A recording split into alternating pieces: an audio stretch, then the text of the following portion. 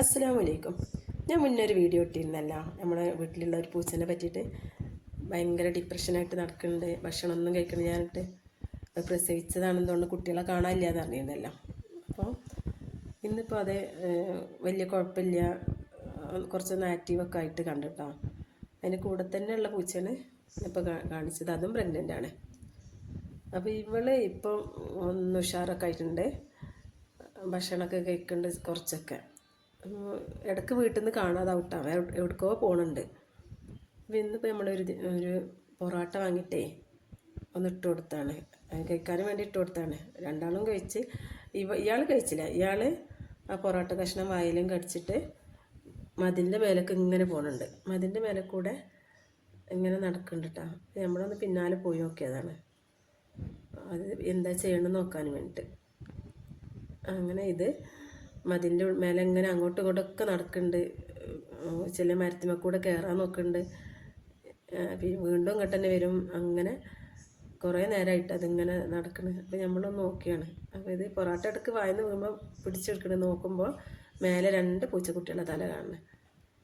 ഏത് സമയത്താണോ ഇവിടെ കൊടുന്ന് വെച്ചതൊന്നും കണ്ടില്ല. വീടിൻ്റെ ടെറസിൻ്റെ മേലെയാണുള്ളത്.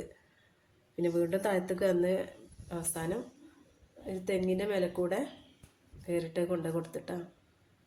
അപ്പോൾ നമ്മളതിനെ എത്രയോ ശ്രമിച്ചിട്ടാണ് ഇപ്പോൾ അത് ആദ്യമായിട്ട് പോയത് നോക്കണം. വായിന്ന് വീഴാതെ ഇടയ്ക്കിടയ്ക്ക് അതൊന്ന് നല്ല മുറുക്കി പിടിക്കുന്നുണ്ട്. എന്നിട്ട് നല്ല നല്ല രീതിയിൽ തന്നെ കൊണ്ടുപോയി കൊടുക്കണം കേട്ടോ. ഈ പൂച്ചകളെ സ്നേഹം ഒന്ന് കാണണം. അപ്പോൾ ഇത്രയും ദിവസം ഇത് പൂച്ചക്കുട്ടികളെ എവിടെ ഒളിപ്പിച്ച് വെച്ചതെന്നൊന്നും കണ്ടിട്ടില്ലായിരുന്നു. കാരണം നമ്മുടെ വീട്ടിൽ നമ്മൾ നല്ലോണം പ്രസവിക്കാനും വേണ്ടിയിട്ട് നല്ലൊരു ബോക്സൊക്കെ റെഡിയാക്കി ബാൽക്കണിയിൽ വെച്ച് കൊടുത്തതായിരുന്നു. അപ്പോൾ അതിലൊന്നും പ്രസവിക്കാതെ വേറെ എവിടെയോ പ്രസവിച്ചിട്ട് ഇപ്പോൾ കുട്ടികളെ നല്ല വലിപ്പം വെച്ചിട്ടുണ്ട്. കുട്ടികൾ 4 ആൾ ഞാൻ ബാൽക്കണിയിൽ തന്നെ കൊടുന്നത് ആക്കിയിട്ടുണ്ട്.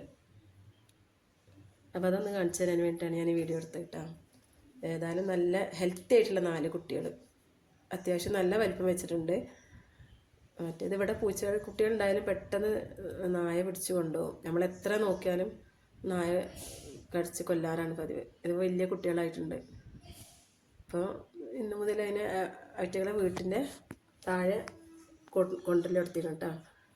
ഫുള്ള് പ്രാക്ടീസും കൊടുക്കുന്നുണ്ട്. അപ്പോൾ ഇത് നമ്മളെ സിറ്റ് ഔട്ടിലാണ്, താഴെ സിറ്റ് ഔട്ടിലാണ് പോയി കൊടുന്ന് കെടുത്തിയിട്ടുള്ളത്. എത്രണ്ണം കിട്ടുമോ ബാക്കിയാവുന്നൊന്നും അറിയില്ല.